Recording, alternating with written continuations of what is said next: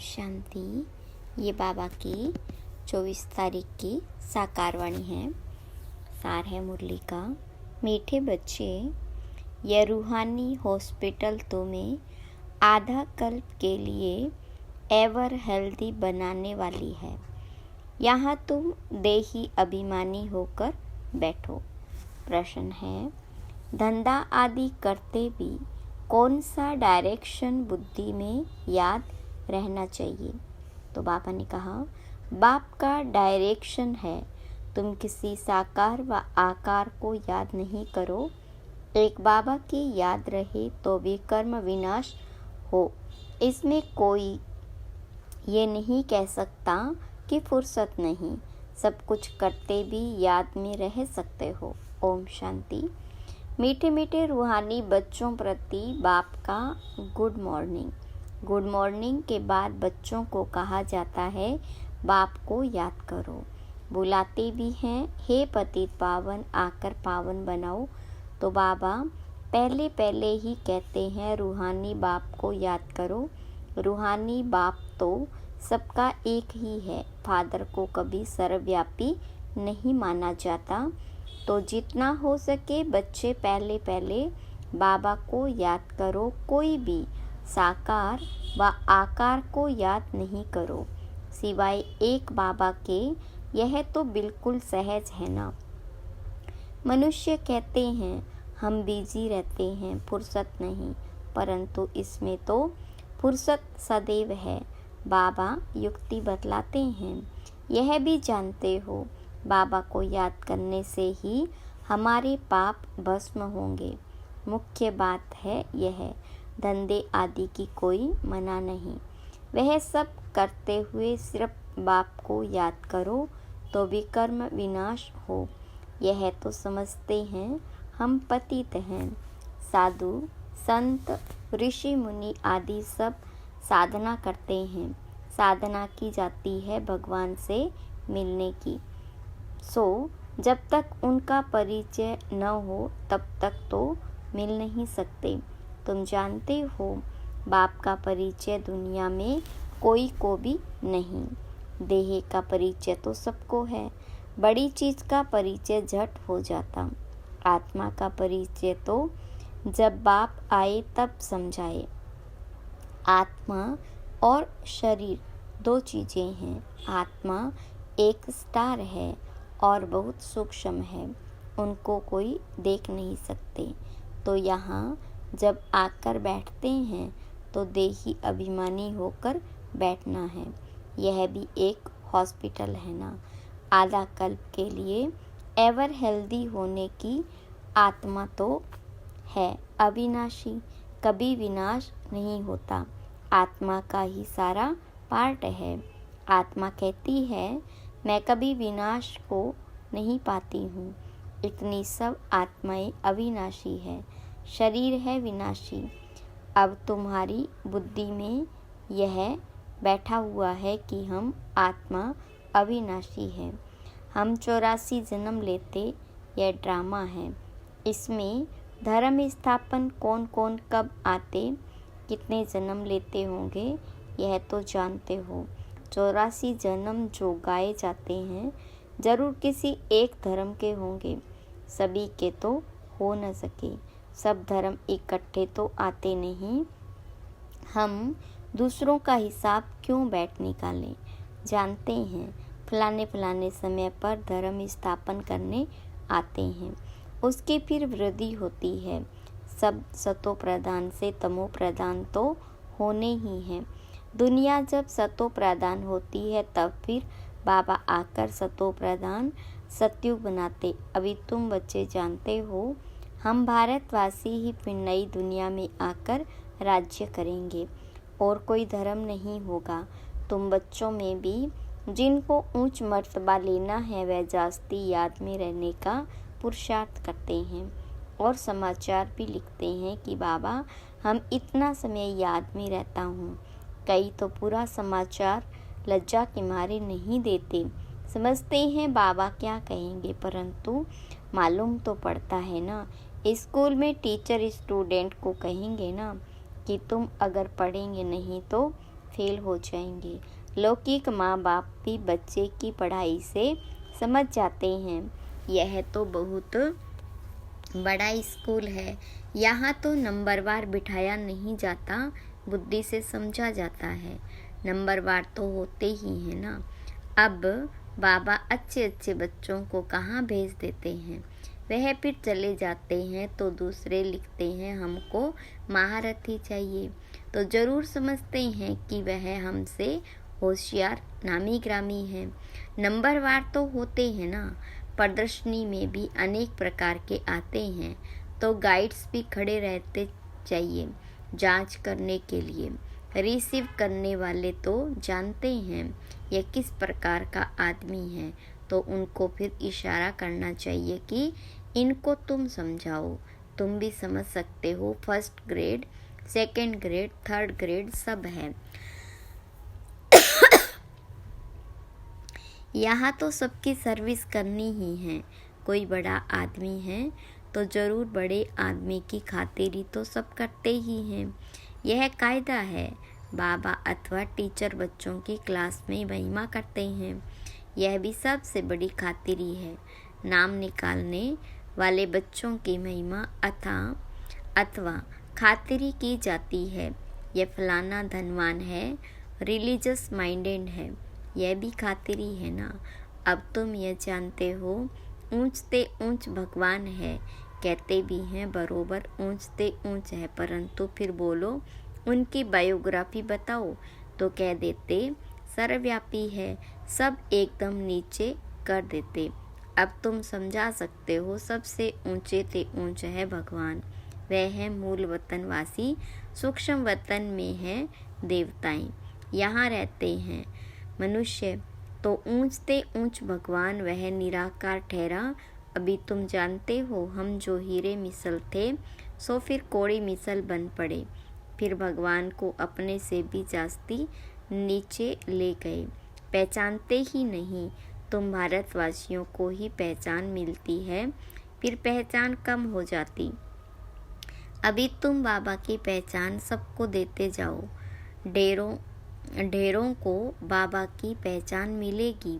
तुम्हारा मुख्य चित्र है ही त्रिमूर्ति गोला झाड़, इनमें कितनी रोशनी है, यह तो कोई भी कहते यह लक्ष्मी नारायण सत्युग के मालिक थे। अच्छा, सत्युग के आगे क्या था, यह भी अभी तुम जानते हो।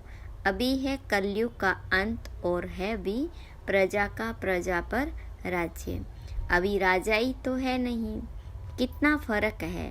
सत्युग के आदि में राजाएं थे और अभी कलयुग में भी राजाएं हैं। भल कोई वह पावन नहीं है, परंतु कोई पैसा देकर भी टाइटल ले लेते हैं। महाराजा तो कोई है नहीं, टाइटल खरीद कर लेते हैं। जैसे पटियाला का महाराजा, जोधपुर बीकानेर का महाराजा, नाम तो लेते हैं ना। यह नाम अविनाशी चला आता है। पहले पवित्र महाराजाएं थे, अब है अपवित्र महाराजाएं। अक्सर चला आता है। इन लक्ष्मी नारायण के लिए कहेंगे यह सत्युग के मालिक थे। किसने राज्य लिया, अभी तुम जानते हो। राजाई की स्थापना कैसे होती, बाबा कहते मैं तुमको अभी पढ़ाता हूँ 21 जन्मों के लिए। वह तो पढ़कर इसी जन्म में बैरिस्टर आदि बनते, तुम अभी पढ़कर भविष्य महाराजा महारानी बनते हो। ड्रामा प्लान अनुसार नई दुनिया की स्थापना हो रही है। अभी है पुरानी दुनिया, बल्कि कितने भी अच्छे अच्छे बड़े महल है, परंतु हीरे जवाहरातों के महल तो बनाने की कोई में ताकत नहीं। सतयुग में यह सब हीरे जवाहरातों के महल बनाते हैं ना, बनाने में कोई देरी थोड़ी लगती। यहाँ भी अर्थक्वेक आदि होती है तो बहुत कारीगर लगा देते, 1-2 वर्ष में सारा शहर खड़ा कर देते। नई दिल्ली बनाने में करके 8-10 वर्ष लगे, परंतु यहाँ के लेबर और वहाँ के लेबर्स में तो फ़र्क रहता है ना। आजकल तो नई नई इन्वेंशन भी निकालते रहते हैं। मकान बनाने की साइंस का भी जोर है, सब कुछ तैयार मिलता है। इस फ्लैट तैयार बहुत जल्दी बनते हैं, तो यह सब वहाँ काम में तो आते हैं ना। यह सब साथ चलने हैं, संस्कार तो रहते हैं ना। यह साइंस के संस्कार भी चलेंगे तो अब बाबा बच्चों को समझाते रहते हैं, पावन बनना है तो बाबा को याद करो। बाबा भी गुड मॉर्निंग कर फिर शिक्षा देते, बच्चे बाबा की याद में बैठे हो, चलते फिरते बाबा को याद करो, क्योंकि जन्म जन्मांतर का सिर पर बोझा है। सीढ़ी उतरते उतरते 84 जन्म लेते, अभी फिर एक जन्म में जड़ तिकला होती। जितना बाबा को याद करते रहेंगे उतना खुशी भी होगी, ताकत मिलेगी। बहुत बच्चे हैं जिनको आगे नंबर में रखा जाता है, परंतु याद में बिल्कुल रहते नहीं। बल ज्ञान में तीखे हैं, परंतु याद की यात्रा है नहीं। बाबा तो बच्चों की महिमा करते हैं, यह भी नंबर 1 में है, तो ज़रूर मेहनत भी करते होंगे। तुम हमेशा समझो कि शिव बाबा समझाते हैं तो बुद्धि योग वहाँ लगा रहेगा। यह भी सीखता तो होगा ना, फिर भी कहते बाबा को याद करो। किसको भी समझाने के लिए चित्र है। भगवान कहा ही जाता है निराकार को, वह आकर शरीर धारण करते। एक भगवान के बच्चे सब आत्माएं भाई भाई है, अभी इस शरीर में विराजमान है। सभी अकाल मूर्त है। यह अकाल मूर्त आत्मा का तख्त है। अकाल तख्त और कोई खास चीज़ नहीं, यह तख्त है अकाल मूर्त का। ब्रह्मकुटी के बीच में आत्मा विराजमान होती है, इसको कहा जाता अकाल तख्त। अकाल तख्त अकाल मूर्त का। आत्माएं सब अकाल है। कितनी अति सूक्ष्म है। बाबा तो है निराकार, वह अपना तख्त कहाँ से लाए। बाबा कहते मेरा भी यह तख्त है, मैं आकर इस तख्त का लोन लेता हूँ। ब्रह्मा के साधारण बूढ़े तन में आकर तख्त पर आकर बैठता हूँ। अभी तुम जान गए हो, सब आत्माओं का यह तख्त है। मनुष्यों की ही बात की जाती, जानवरों की तो बात नहीं। पहले जो मनुष्य जानवर से भी बदतर हो गए, वह तो सुधरे। कोई जानवर की बात पूछे, बोलो पहले अपना तो सुधार करो। सतयुग में जो जानवर भी बड़े अच्छे फर्स्ट क्लास होंगे, किचड़ा आदि कुछ भी नहीं होगा। किंग के महल में कबूतर आदि का किचड़ा हो तो दंड डाल देंगे, जरा भी किचड़ा नहीं। वहाँ बड़ी खबरदारी रहती, पहले पर रहते हैं, कभी कोई जानवर पहरे पर रहते हैं, कभी कोई जानवर आदि अंदर घुस न सके। बड़ी सफाई रहती। लक्ष्मी नारायण के मंदिर में भी कितनी सफाई रहती है। शंकर पार्वती के मंदिर में कबूतर भी दिखाते तो जरूर मंदिरों को भी खराब करते होंगे। शास्त्रों में तो बहुत दंत कथाएं लिख दी है। अभी बाबा बच्चों को समझाते हैं, उनमें भी थोड़े हैं जो जो धारणा कर सकते, बाकी तो कुछ नहीं समझते। बाबा बच्चों को कितना प्यार से समझाते हैं, बच्चे बहुत बहुत मीठे बनो, मुख से सदैव रतन निकलते रहे। तुम हो रूप बसंत, तुम्हारे मुख से पत्थर नहीं निकलने चाहिए। आत्मा की ही महिमा होती है। आत्मा कहती है मैं प्रेसिडेंट हूँ, फलाना हूँ, मेरे शरीर का नाम यह अच्छा, आत्माएं किसके बच्चे हैं? एक परमात्मा के, तो जरूर उनसे वर्षा मिलता होगा। वह फिर सर्वव्यापी कैसे हो सकता? तुम समझते हो, हम भी पहले कुछ नहीं जानते थे, अभी कितनी बुद्धि खुली है। तुम कोई भी मंदिर में जाएंगे, समझेंगे यह तो सब झूठ चित्र है।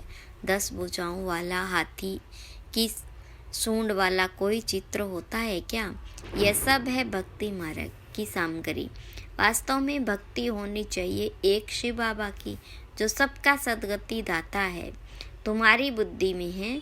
यह लक्ष्मी नारायण भी 84 जन्म लेते, फिर ऊंचते ऊंच बाबा ही आकर सबको सदगति देते, उनसे बड़ा कोई है नहीं। यह ज्ञान की बातें तुम्हारे में भी नंबरवार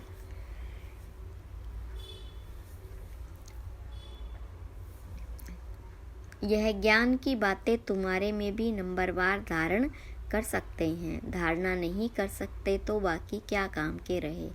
कई तो अंधों की लाठी बनने के बदले अंधे बन जाते। गऊ जो दूध नहीं देती तो उससे पिंजरपुर में रखते हैं। यह भी ज्ञान का दूध नहीं दे सकते। बहुत हैं जो कुछ पुरुषार्थ नहीं करते, समझते नहीं कि हम कुछ तो किसका कल्याण करें, अपनी तकदीर का ख्याल ही नहीं रहता, बस जो कुछ मिला सो अच्छा। तो बाबा कहते इनकी तकदीर में नहीं है, अपनी सदगति करने का पुरुषार्थ तो करना चाहिए। देही अभिमानी बनना है। बाबा कितना ऊंच है और आते देखो कैसे पतित दुनिया पतित शरीर में है, उनको बुलाते ही पतित दुनिया में है। जब रावण दुख देते हैं तो बिल्कुल ही भ्रष्ट कर देते, तब बाबा आकर श्रेष्ठ बनाते। जो अच्छा पुरुषार्थ करते वह राजा रानी बन जाते, जो पुरुषार्थ नहीं करते वह गरीब बन जाते। तकदीर में नहीं है तो तदबीर कर नहीं सकते। कोई तो बहुत अच्छी तकदीर बना लेते।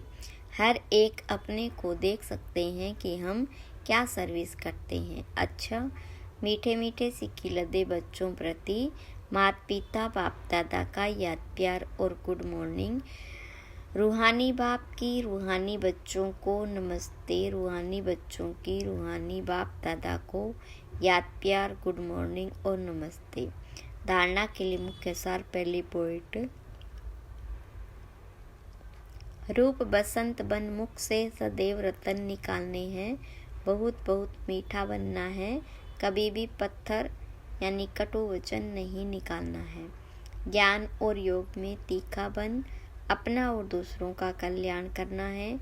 अपनी ऊंच तकदीर बनाने का पुरुषार्थ करना है। अंधों की लाठी बनना है। वरदान, संतुष्टता द्वारा सर्व से प्रसन्नता प्राप्त करने वाले सदा प्रसन्न चित्त भव। संतुष्टता की निशानी प्रत्यक्ष रूप में प्रसन्नता दिखाई देगी, और जो सदा संतुष्ट व प्रसन्न रहते हैं उनकी हर एक प्रशंसा अवश्य करते हैं। तो प्रशंसा प्रसन्नता से ही प्राप्त कर सकते हो, इसलिए सदा संतुष्ट और प्रसन्न रहने का विशेष वरदान स्वयं भी लो और औरों को भी दो, क्योंकि इस यज्ञ की अंतिम आहुति सर्व ब्राह्मणों की सदा प्रसन्नता है। जब सभी सदा प्रसन्न रहेंगे तब प्रत्यक्षता का आवाज गूंजेगा, अर्थात विजय का झंडा लहराएगा। स्लोगन, डायमंड बनने का मैसेज देना ही डायमंड जुबली मनाना है। अव्यक्त इशारे, एकांत प्रिय बनो, एकता और एकाग्रता को अपनाओ। एकांतवासी बनना अर्थात चारों ओर के वाइब्रेशन से परे चले जाना। कई ऐसे होते जिन्हें एकांत पसंद नहीं आता। संगठन में रहना, हंसना बोलना ज़्यादा पसंद आता, लेकिन यह हुआ बाहर मुक्ता में आना। अभी अपने को एकांतवासी बनाओ, अर्थात सर्व आकर्षणों के वाइब्रेशन से अंतर्मुक्त बनो। अब समय ऐसा आ रहा है जो यही अभ्यास काम में आएगा। अगर बाहर की आकर्षण के वशीभूत होने का अभ्यास होगा तो समय पर धोखा दे देगा। अच्छा, ओम शांति।